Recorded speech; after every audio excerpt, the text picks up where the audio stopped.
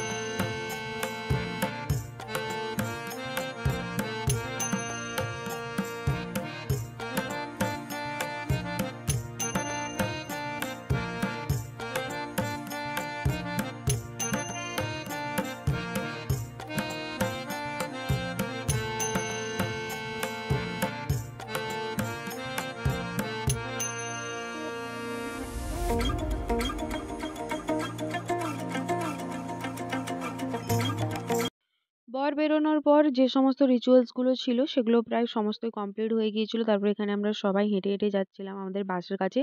বাড়ি থেকে একটুখানি দূরে ছিল বাসটা, তার জন্য হেঁটে যেতে হচ্ছিল। আর ওই দিন ভাগ্যিস আমি হিল জুতোটা পরিনি, নইলে অবস্থা ভীষণই খারাপ হয়ে যেত। এখানে ছোট মামিমা ছিল, বড়দি ছিল, দেন ভাগনা, ভাগ্নি, ভাই আর সুমি ছিল, আমরা সবাই একসাথে যাচ্ছিলাম হেঁটে বাসের ওখানে। তারপরে এখানে বাসের ওখানে পৌঁছে গিয়েছি। আর এখানে আমাদের বাসের অ্যাম্বিয়েন্স বা বাসের ডেকোরেশন পুরোটাই তোমরা দেখতেই পাচ্ছ। এতটাই ভীষণ কালারফুল লাইট দিয়ে সাজানো ছিল যে এটা এক রকমের ডিজে নাইট আমার তো লাগছিল। তারপরে সবাই যখন বাসের সিটে বসেই পড়েছিলাম, তার মধ্যে হঠাৎ করে এই কাকু, যাকে আমরা সবাই ড্যান্সিং কাকু নাম দিয়েছিলাম, তো উনি হঠাৎ করে নাচানাচি শুরু করেন। ওনার নাচে এতটাই এক্সাইটমেন্ট ছিল, তো সবাই এক্সাইটেড হয়ে ভীষণই নাচানাচি শুরু করে। আর বাসের সিটে বসে বসেই প্রায় সবাই নাচছিল, পরে সবাই উঠেও নাচানাচি করেছিল। আর এই যেখানে বড়দি নাচানাচি দেখলে কোনো রূপ নিজেকে থামিয়ে রাখতে পারে না, তো ও দিদিও খুবই নাচানাচি করেছিল। আর আমার পাশের সিটে বড় ভাগ্নি আর সুমি তারাও ছিল, তারাও দুজনে খুবই ভীষণ নাচানাচি করেছিল। আর আমাকেও খুব রিকোয়েস্ট করছিল নাচানাচি করার জন্য, কিন্তু আমি এখানে নাচানাচি করছিলাম না, কারণ আমার নাচ দেখে সবাই না লজ্জা পেয়ে যায়, কারণ আমি জানি যে আমি কতটা জঘন্য রকমভাবে ডান্স করি। তার জন্য এখানে ওদেরকে আরও বেশি এক্সাইটেড করার জন্য হচ্ছে যে একটুখানি হাত নাড়িয়ে গান করছিলাম, যাতে ওদেরও একটুখানি ভালো লাগে। আর এই যে এখানে আমার ছোট মামা শ্বশুর, ছোট মামা, সেও আমাকে ভীষণ রিকোয়েস্ট করছিল নাচ করার জন্য, কিন্তু আমি একেবারেই নাচানাচি করছিলাম না, কারণ ওনাদের সামনে আমার নাচ তো পুরো একেবারেই না দেখারই মতো।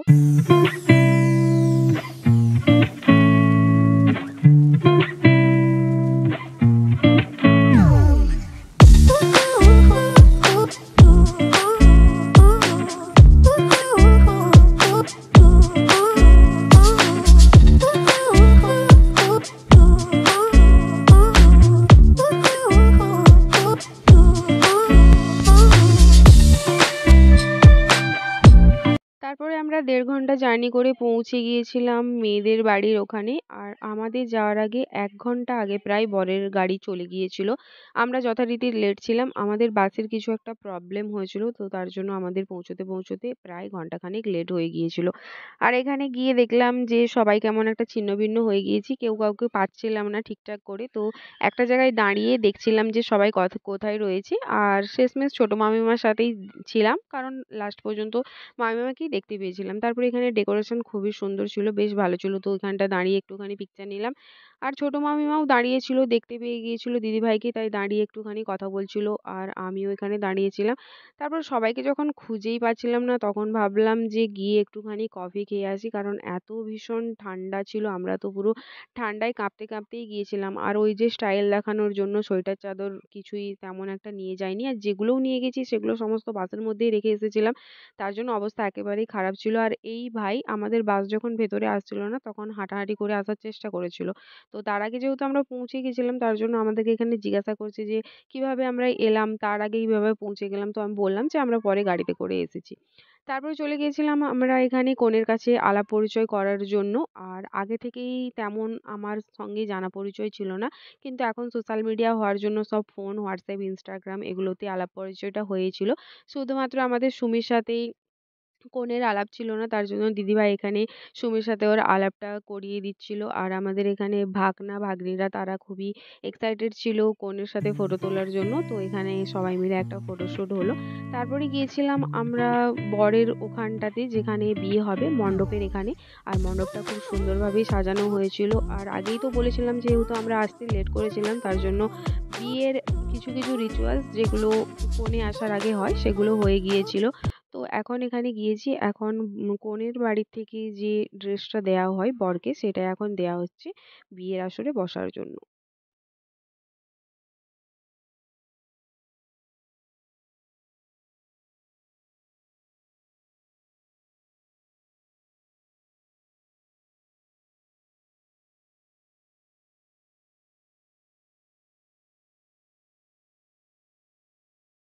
বর গিয়েছিল ড্রেসটা চেঞ্জ করার জন্য। আর এখানে তোমরা দেখতেই পাচ্ছ যে বিয়ের মণ্ডপ বা চারিপাশের আসর পুরো খালি ছিল, কারণ আমার যেহেতু আসতে লেট হয়েছিল, সমস্ত কনেপক্ষর লোকজন প্রায় খাওয়া দাওয়া করে নিয়েছিল। এখন প্রায় 11:30 মতো বাজছিল।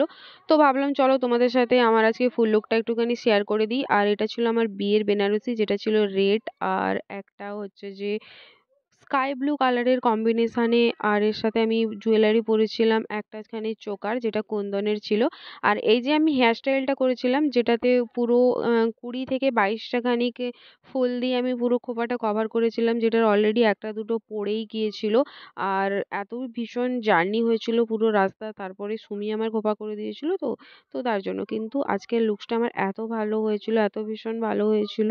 আর আমার মেকআপটা এত সুন্দর হয়েছিল যে এত রাত্রি পর্যন্ত হয়েছিল, কিন্তু মেকআপের একটুখানি এদিক থেকে ওদিক নড়নচড়ন হয়নি, প্রায় 5-6 ঘন্টা হয়ে গিয়েছিল, কারণ আজকের মেকআপ খুব সুন্দর হয়েছিল। তো তারপরে এখানে অনেকটাখানি লেট হয়ে যাচ্ছিল বলে আমরা চলে গিয়েছিলাম খেতে, খাওয়ার আসরে এখানে আমরা বসে পড়েছিলাম খাওয়ার জায়গাতে।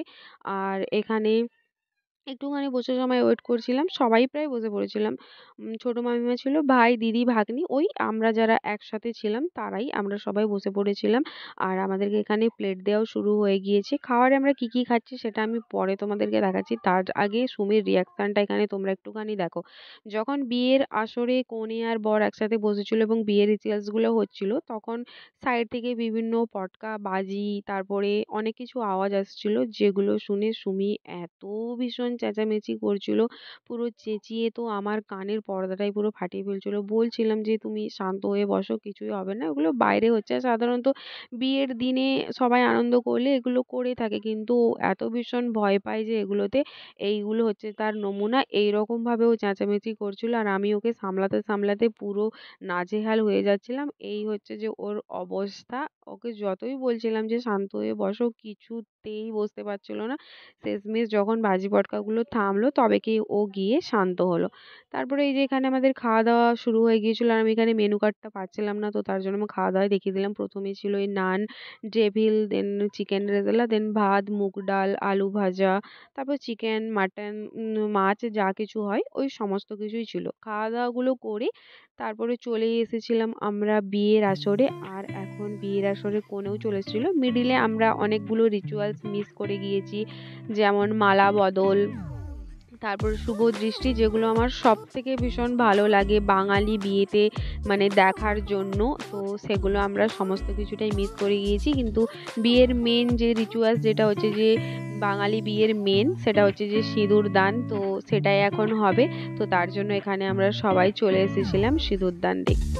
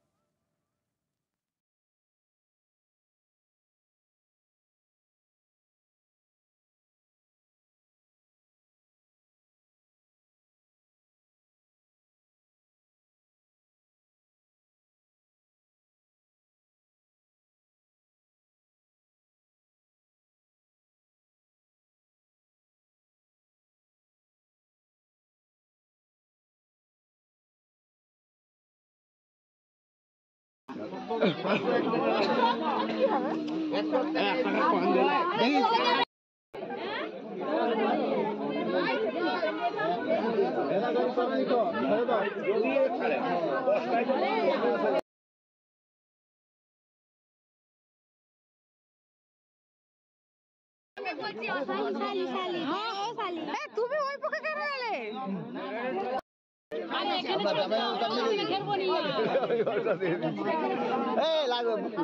আস্তে আস্তে আস্তে আমরাও কিন্তু সেখানে খেলবো। হরে কৃষ্ণ। সো বিয়ে কমপ্লিট হয়ে গিয়েছে, এখন বেজে গিয়েছে 1টা। আমরা এখন ফিরছি বাড়ি। আর আমাদের বাস এখন বাড়ির কাছে মানে বিয়ে বাড়ির কাছে চলেছে, তো এত রাত্রে আমাদেরকে আর হাঁটতে হচ্ছে না। কিন্তু ভীষণ রকম ভাবে ঠান্ডা। হ্যাঁ মামিমা আসেনি তো? ছোট মামিমা কোথায়? ছোট মামিমা আসেনি তো?